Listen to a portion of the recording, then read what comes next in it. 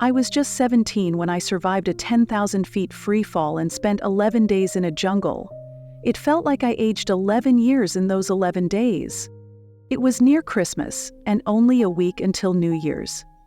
I had finished school and was celebrating with parties both at school and at home. It was December 23, 1971. I wore a red dress and had called my Aunt Katie, who was a famous makeup artist, to come over and do my makeup and hair. She made me look like a bride instead of a graduate. It was around 8 a.m. when my mother and I headed toward the school. We had both worn high heels and I was waiting for Jack, my boyfriend, who is now an old man, to show up. He was 20 back then. We had met at a party and were in love, like Romeo and Juliet. We were standing in front of our house when he finally arrived and honked at us. I waved my hands and he stopped in front of me, got out of his car, and opened the car door for me. He always treated me like a queen. When he opened the door, I saw a bunch of red roses on the seat, about 100 roses. I couldn't control my feelings as a young, in-love girl. I grabbed the flowers, smelled them, and felt like I was in the middle of heaven, having no clue that just a day later I would be in the middle of hell. I hugged him tightly and kissed him passionately. My mom was just watching us, saying nothing, with a kind smile on her lips. "Thank you, my love, for everything," I told him. I remember him saying, "You deserve all the flowers and jewelry on earth." We were both in love and happy. I wanted to go to the same college he had gone to, and I was counting the days until graduation. And that day was our day. We drove to school. He was rich, spending all his money on me and not letting me feel uneasy. He had bought me a ruby ring, necklace, and earrings, and he gave them to me right in the car before getting out. I was on cloud 9. I loved rubies, and now I had one of my own. He helped me wear them and kissed my neck while helping me fasten it. "Did you know I was going to wear a red dress today, Jack?" I told him sweetly, biting my lips. He replied, "I know red jewelry makes you look like an angel with your white skin, baby. You shine like the moon, baby," he said. My mom thanked Jack and we all got out of the car. We went to the party and danced like crazy. We got pretty drunk after the party and had another party at our house that night with our close friends. I had invited Jack, Lisa, my friend, my aunt, and some other friends of mine.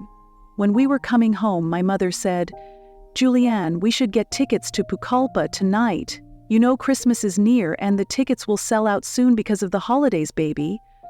"Jack, can you give us a ride to the airport or a travel agency?" my mother asked him. He said, "For sure." We arrived and asked for a ticket from Lima to Pucallpa. The operator shook her head and said, "All tickets have been sold out, madam. We have no tickets available." It felt like the whole world was spinning around my head. I looked at my mom. My eyes were full of tears. My mom was stressed and upset too. "But madam, we need to go there tomorrow. Please check all the airlines. Are there any cancellations or anything?"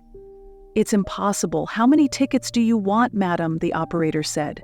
"We don't have 3 seats on any airline. There are just 2 seats with Lanza Airline."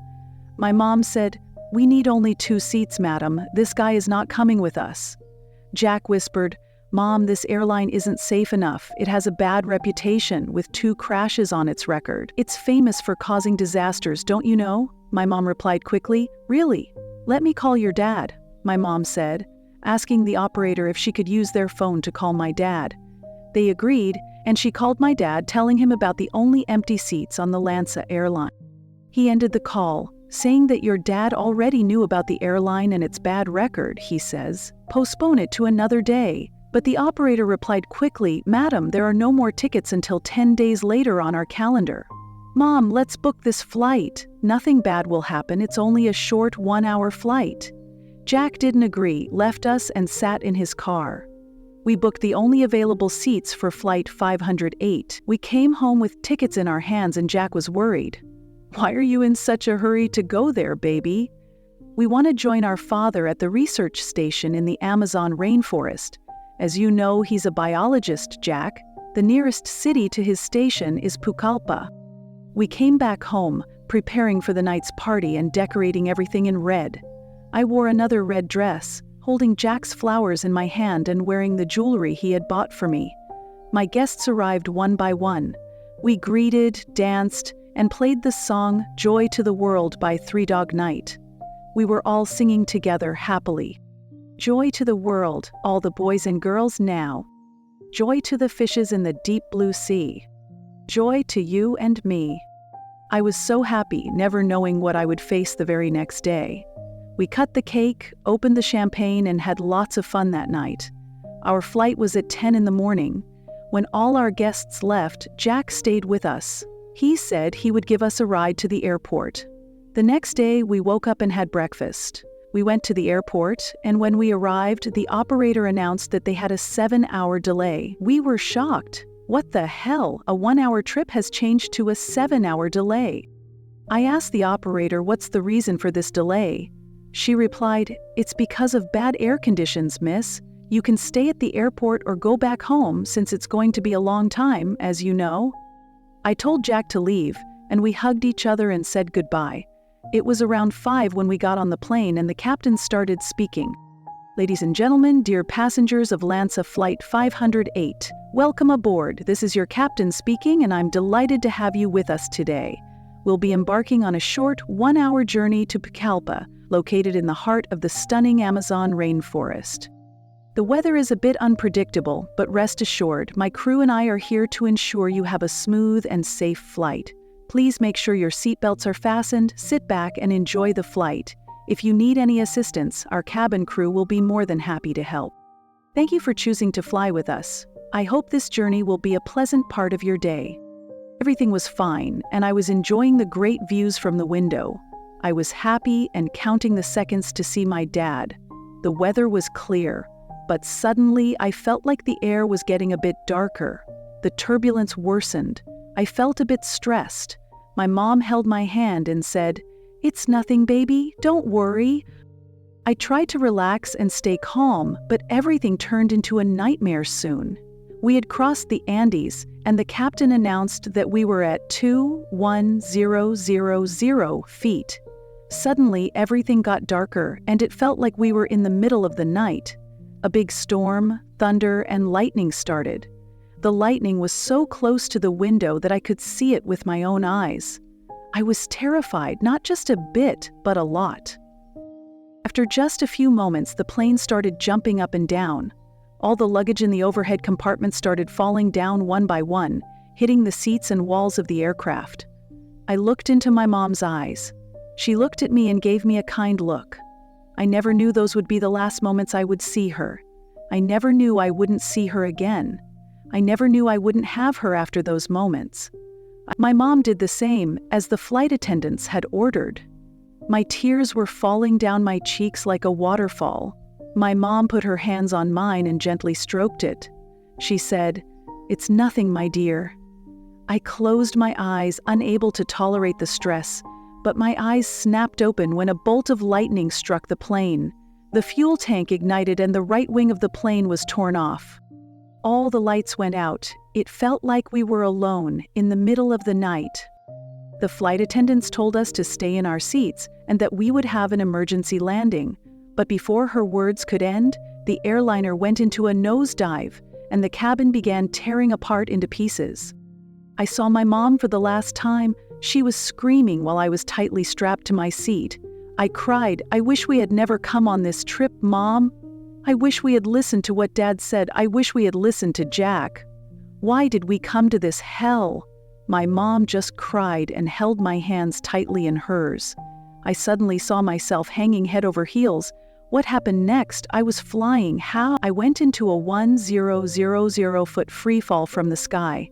I fainted from sheer terror because what I saw felt like a nightmare. I was plummeting from the sky toward the ground at incredible speed. Unbelievably, I survived the crash.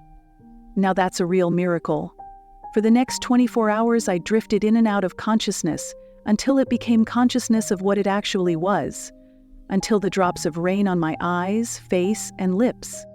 I finally managed to stay conscious and started shouting for my mother. I looked around, and all I could see was green leaves and trees, nothing more. I couldn't even find any pieces of the aircraft or anyone. I had no way to shout for help. I was afraid to take steps forward. I didn't know what was around me. I knew it was a jungle, and I knew I was in the middle of danger. I called out shouting, "Mom! "Mom, where are you? Please answer. I'm alone. I'm afraid, Mom. I don't know where the hell I am, Mom." I was sobbing and crying. However, I soon realized I was completely alone in the middle of the jungle. As if surviving the fall wasn't enough of an ordeal, now I had to figure out how to navigate the rainforest and find help. I felt pain in my chest, and my hands and legs were burning. I looked at my body and saw many deep cuts. I realized my collarbone was broken. My cuts were very deep, and I was afraid. I knew that if I didn't treat them, I would die soon. With all my injuries and pain, I forced myself to move and find a way to survive. Many times I sat down, hugging my knees and crying, calling out for my mother. But I knew that wouldn't help. I stood up and tried to find a way. I was hungry, searching for food. I tried to find fruit, something to eat. Suddenly I heard the hum of an aircraft circling above my head.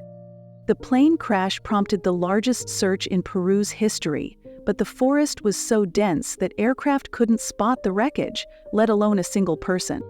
I jumped up and down, shaking my hands, shouting, "Help! Help!" But I gave up. They didn't see me. After a while, I stopped hearing the humming, knowing for sure that no one was going to rescue me. I thought, why is nobody around? Does this mean that all the passengers are dead? But I couldn't think about my mother's loss. I told myself, no, my mom is alive. She might have fallen somewhere else. If I get help, I can help her too. Surprisingly, I found a bag of candy at the crash site, but no sign of anyone else or any bodies. That bag was my only food for the next 10 days. As I was walking, I suddenly heard a sound that lifted my spirits. It was the sound of running water. I was actually pretty familiar with the jungle because my dad, a biologist studying Amazon wildlife, had taken me to his research station many times. He taught me a lot about the rainforest and its creatures. In that moment, I remembered him saying that if you follow a stream downstream, it'll eventually lead to civilization. I was so thirsty, my throat hurt from the dryness.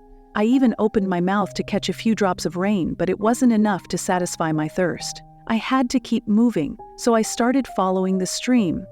The Amazon jungle was full of dangers: jaguars, black caimans with razor-sharp teeth, and venomous snakes that blended into the ground like dry leaves.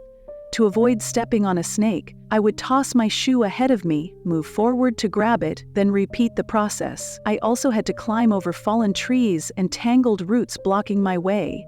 Despite the heat and hunger, I kept pushing forward. It was the rainy season, so there were no fruits to gather, and without a knife I couldn't harvest palm hearts.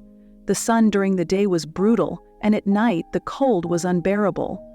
After several days of wandering, I finally reached the edge of a big river, but still no sign of anyone else.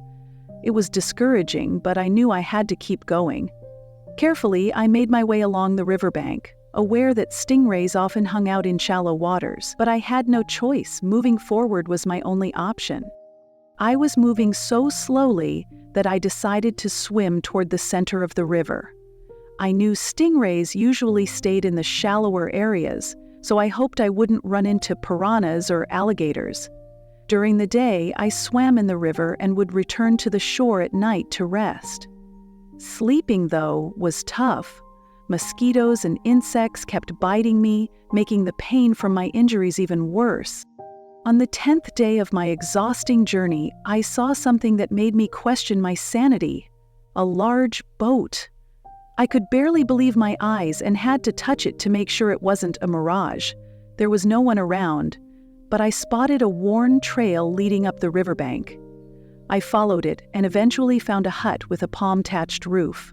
It was empty, but inside I found an outboard motor and a gasoline canister. I had a deep wound on my arm, and it was badly infected with maggots. I knew I had to do something about it. I remembered that my dad once used diesel fuel to remove maggots from our family dog, bringing them to the surface. So I decided to try the same method and poured gasoline on my wound. The pain hit immediately as the maggots fought to burrow deeper, but I managed to pull them out one by one. But completely drained, I decided to spend the night in the hut, hoping for some much-needed rest. The next morning, I woke up to the sound of voices outside. At first I thought I was imagining it, but the voices kept getting louder. Then a wave of fear washed over me as I remembered my mother's warnings about being alone with men and what could happen. I had no choice though, as the men walked into the hut. When I saw them, I was shocked. They looked just as startled. Apparently, they had thought I was a figure from a local legend, a water goddess, part dolphin, part woman with blonde hair and pale skin. I shared my story with 3 lumberjacks, telling them who I was and what had happened. They helped me by treating my injuries and offering me food. The next morning, they assisted me into a canoe and took me down the river to a lumber station. Once we arrived, a local pilot flew me to the hospital, where I finally received the medical care I desperately needed. Soon after, my father arrived, and we were reunited. While I was in the hospital, I gave researchers information that helped them locate the wreckage. Tragically, I was the only survivor of the crash. The news of losing my mother hit me like a lightning bolt. I couldn't stop thinking about her gentle eyes, her warm arms, and the feeling of her loving hugs. How could I lose my mom at such a young age? I was only 17, and I needed her more than ever. When Jack came to the hospital, I cried uncontrollably in his arms. He tried to comfort me, but peace was something I couldn't find. I battled depression for about a year, and over the next year and a half, I slowly began to heal. After finishing my college studies, I married Jack. Now, 54 years later, I have grandchildren and I'm in my 70s. But even now, I miss my mom dearly. I see her in my dreams and I talk to her every night.